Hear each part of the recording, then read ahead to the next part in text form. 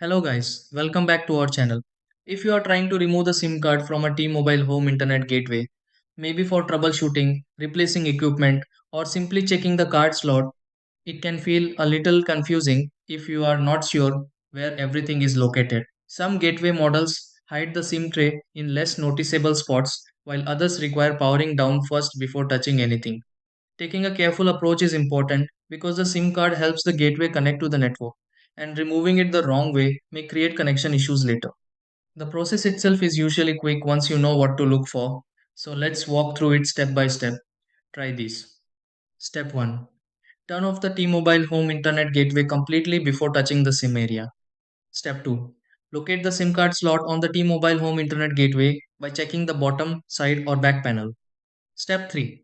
Open the SIM tray on the T-Mobile home internet gateway carefully if a cover or slot protector is present.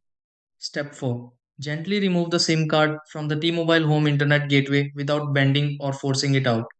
Step 5. Inspect the SIM card taken from the T-Mobile home internet gateway and keep it in a safe place if needed later. Step 6.